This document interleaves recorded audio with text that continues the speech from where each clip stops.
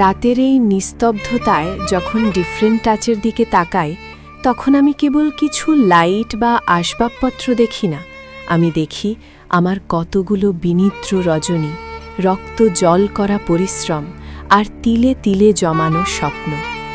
একটি সত্যি কথা আজ সবার সাথে ভাগ করে নিতে চাই। অনেকেই হয়তো ভাবেন এখানে মেনু কার্ডের দাম কিছুটা বেশি, আমি জানি, আর তাই আপনাদের কথা দিচ্ছি, এখনও আমার টাকা ব্যয় হয়েই চলেছে, যে কোনোভাবেই হোক সেই টাকাগুলো কেবল ডিফারেন্ট টাচের জন্যই। যেদিন আমি শক্তভাবে দাঁড়াতে পারবো, ইনশাআল্লাহ আমি এই খরচ অনেক কমিয়ে আনব, কারণ আমি চাই এখানে আসা প্রতিটি মানুষ যেন হাসি মুখে ফিরে যায়। এই হাসিটার জন্য কত শীতল সুবাতাস, কত রোদেলা আকাশ আর রাত জাগা হা হুতাশ, যা এখনও চলতেই আছে এই ডিফারেন্ট টাচের জন্য।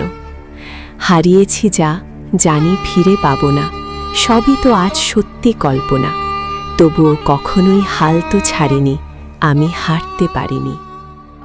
হ্যাঁ, এই কথাগুলো যার তিনি হাবিব, মরহুম কারি আসাদুর রহমান আলেক সর্দারের ছোট ছেলে, চোর গোসাইপুর দক্ষিণ পাড়া থেকে, আর যার সেই স্বপ্নের পরিণতি আজকের ডিফারেন্ট টাচ ইকো পার্ক, যেখানে প্রকৃতি, প্রশান্তি আর আনন্দ মিলেমিশে একাকার হয়ে গেছে।